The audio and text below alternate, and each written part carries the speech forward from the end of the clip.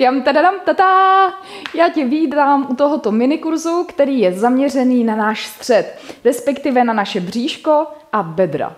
V tomto minikurzu ti chci ukázat takový malý předkrm před hlavním kurzem Pevný střed s dynamikou. Chci ti ukázat základy, kterými si můžeš pomoct pro to, aby si byla spokojená zase zpátky ve svém středu, aby si cítila tu sílu, protože v našem středu je energie, v našem středu je stabilita a opravdová síla. Možná už si to párkrát zkoušela. Říkala si, potřebuju se sebou něco dělat a tak si začala zbrkle cvičit třeba takové sedy lehy. My tady v tom minikurzu a následně v kurzu budeme ale pracovat úplně jinak. My půjdeme totiž do hloubky. Jakmile cvičíme totiž sedy lehy, aktivujeme náš přímý břišní sval. To je sval, který je dost na povrchu našeho těla a který vlastně znamená to, když vidíme pak nějaké fitnessky nebo kulturisty, a oni tady mají takový ten sixpack. Ale to, když my vlastně trénujeme pouze ten jediný sval tím, že právě třeba děláme sedy a lehy, znamená, že my si způsobujeme takovou malou svalovou disbalanci. Protože přetěžujeme pouze jenom jednu část. Takhle ale yoga nepracuje. Yoga vždycky pracuje na hloubce. Ona vždycky jde zevnitř směrem ven. A tak ti tady v tomhletom kurzu vůbec nemůžu slíbit to, že po něm budeš mít nějaký sixpack. Protože my totiž půjdeme z hloubky směrem ven. Jak možná tušíš, zaměříme se na náš nejhlubší břišní sval, protože půjdeme opravdu k hlubokému stabilizačnímu systému.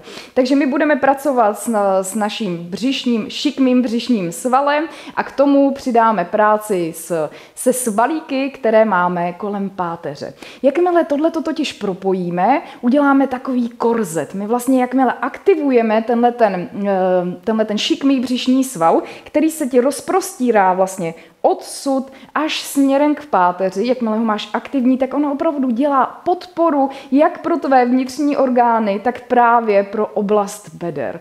Jakmile nás totiž bolí bedra, ten sval nefunguje jak má. A tak my ho tady budeme jednoduše aktivovat. Aktivace hlubokých břišních svalů znamená redukci diastázy. Také to znamená pevnější pánevní dno, znamená to mnohem více energie a v neposlední řadě uvolnění beder. Pryč s bolestí, pryč s únavou, pryč s frustrací. Právě když aktivuješ ten svůj korzet, tada, můžeš se cítit jako dynamická bohyně. Možná si teď říkáš, no jo, Šárko, ale já ani nevím, že tam něco takového je, nebo jako, jak to mám jako aktivovat. Je to strašně moc jednoduché, je to jednodušší, než si teď vůbec myslíš, protože vlastně tím nejjednodušším a nejefektivnějším aktivátorem je právě dech. Tada! Opět jsme zpátky u dechu. Opravdu. Je to naše bránice. Jakmile se naučíš zhluboka dýchat, jakmile se naučíš používat svoji bránici, využiješ brániční dech, tak věř tomu, že začneš používat právě tyhle ty svaly, které chceme. Začneš opravdu jít z té hloubky. A tak s tímhletím právě dneska začneme. Dneska začneme probouzet svoji bránici, dneska se začneme učit zase dýchat tímto dechem. Je totiž smutné, že většina žen dýchá povrchově, většina žen dýchá horní částí a zapomínáme na to, aby jsme zapojovali své bříško. Tenhle brániční dech můžeš trénovat naprosto kdekoliv, to je totální bomba. Můžeš být klidně v práci, můžeš jít na ulici, můžeš být v MHDčku, můžeš být prostě kdekoliv. Jakmile si vzpomeneš, aha, já dýchám, aha, já vlastně chci dýchat do svého bříška, chci zapojovat tyhle ty svaly, protože se chci cítit zase spokojená ve svém středu, tak jo, buď spokojená zase ve svém středu. Najdi svoji energii, najdi svoji sílu a pojď se na to dneska se mnou společně podívat. Tak jo, skoč na svoji jogamatku, začínáme. Tak jo, dneska budeme jednoduše na své podložce na všech 4, takže pojď se přemístit. Chceš mít jistotu, že jsi správně v poloze, takže dlaně máš přímo pod rameny a kolena máš přímo pod kyčlemi, vždycky si hlídej pravý úhel. Aktivujeme celé své paže, takže Hasta Bandha je aktivní, chceš mít doširoka roztažené prsty, energii až do konečků prstů. Představ si takovou malou přístavku, to je tvoje dlaň, kterou ty přilepíš na svoji podložku a aktivuješ tak opravdu až nahoru celou svou paži, aby si nepřetěžovala své zápěstí. Mírná protrakce v lopatkách, pozor na to, nechceš se mi propadnout mezi svými lopatkami.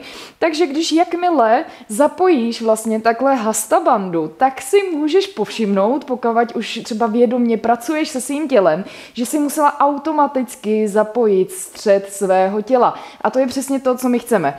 Nezapomeň to, že chceš mít nárty v podložce, chceš opravdu cítit, jak jsou ve tvé podložce, takže klidně si tam trošku zahýbej se svýma nohama, zakopej si maličko, zvědom si, co to je ten nárt a pak ho opravdu zase přilep dolů do podložky. Pojď si klidně vyzkoušet, že se zhluboka nadechneš, pojď si nafouknout své bříško a s výdechem se odtlačíš od svých paží, od svých prstů a odtlačíš se od svých nártů. Tak, chvilku si to vyzkoušej, zhluboka dýchej, pojď se nadechnout a s výdechem zase odložíme kolena zpátky do yogamatky. Jdeme na to ještě jednou, ten cvik teď tady máme proto, aby ses uvědomila, jak opravdu chceš mít aktivní své paže, jak chceš mít své nárty v podložce. Takže pojď se zhluboka nadechnout, nafoukni své bříško, a s výdechem pojď to odlepit, protrakce v lopatkách, takže opravdu chceš mírné vyhrbení mezi svými lopatkami. A jdeme to chvilku vydržet. 3, 2, 1. Zhluboka se ještě jednou nadechni, nafoukni své bříško a s výdechem odložíme pomaličku kolena zase zpátky do yogamatky. Tak pojď na to, nádech. Podíváme se směrem vzhůru do stropu a s výdechem kulatá záda, opravdu se vyhrb. Zavrť se tak, jak potřebuješ, protáhni své tělo. Nádech, pojď se se mnou podívat ještě jednou do stropu. A hluboký výdech. Schováváš hlavu mezi své paže, zase se zavrť, protáhni se tak, jak potřebuješ. Pojď na to, nádech. A s výdechem kulatá záda, vtahuješ své bříško, vždycky ten pocit vtaženého bříška je směrem vzhůru, jako kdyby si ho vtahovala jako směrem ke své hlavě. Není to, že ho chceš úplně nalepovat na svůj páteř, ale představ si ten pohyb směrem vzhůru. Takže nalepíme a s výdechem pojď si dosednout na své paty, nádech, jdeme vpřed, lokty u těla, chceš jakoby oblíznout svoji podložku, opět aktivní střed těla, po celou dobu se pokoušej soustředit na to, že jsi ve svém středu.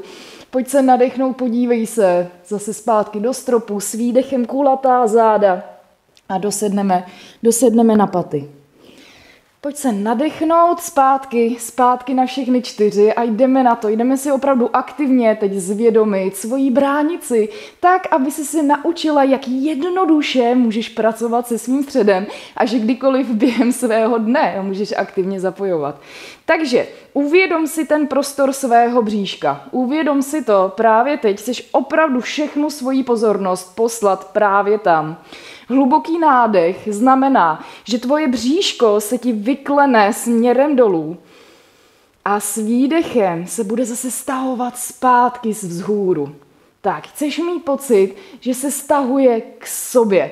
Jo, opět, bude to pocit, jako kdyby si zavazovala korzet, chceš mít ten pocit, stahuje se směrem k sobě, mírně vzhůru. Není to, že chceš udělat ten pocit, jako, tak to přilepím vzhůru na páteř. Opravdu zvědom si v tomhletom jednoduchém pohybu své tělo, zpřítomni se, to ti hodně pomůže a věnuj veškerou pozornost jenom svému pohybu.